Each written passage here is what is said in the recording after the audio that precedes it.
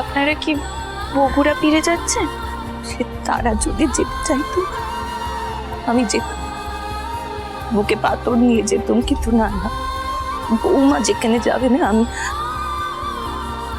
আমি সেখানে ফিরবো না। ওই ওই ওই বাড়ি ওই বাড়ির চারদিকে আমার রাঘবের অনেক স্মৃতি আছে।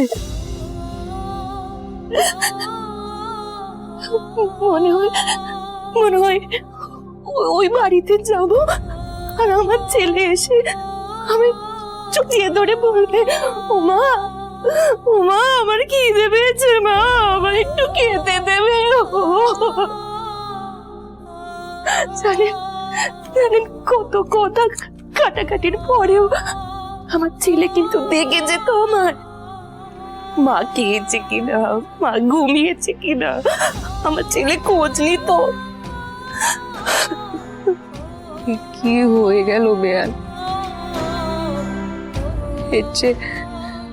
ওই রাগারাগি, গঞ্জনা, ভুল বোঝাবুঝি এও ঢের ভালো ছিল।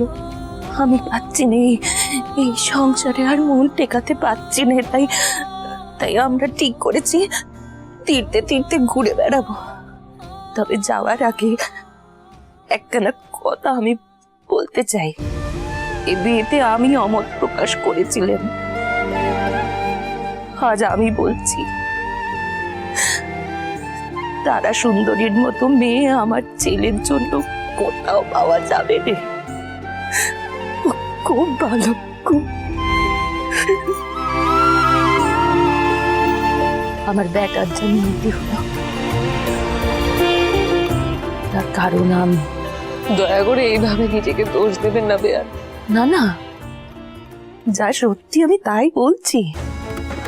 ওর এই নিয়তির জন্য আমার দোষ, সব আমার দোষ।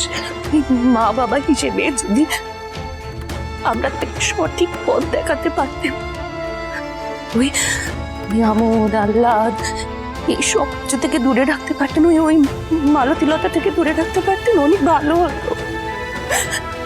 আমার ছেলে সুখে সংসার করতো, এইভাবে হারিয়ে যেত না আমার ছেলেটা।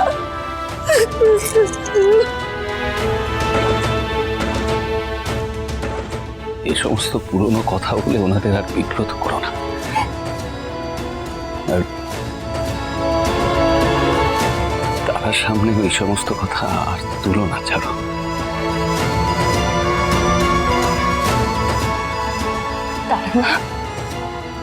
চলি, দোষ গুণ যা করেছি আমার তুমি ক্ষমা করো মা। আমি আমি ঠাকুরের কাছে প্রার্থনা করবো তুমি তুমি সুখে থেকো, সব দুঃখ যেন তোমার কাছে না আসে। তুমি ভালো থেকো মা, তোমার মুখের হাসিটা যেন আমার ফুটে উঠুক। রাজ রাজেশ্বরী রানী ভবানী, সোম থেকে রবি প্রতিদিন বিকেল 5টায় স্টার জলসায়।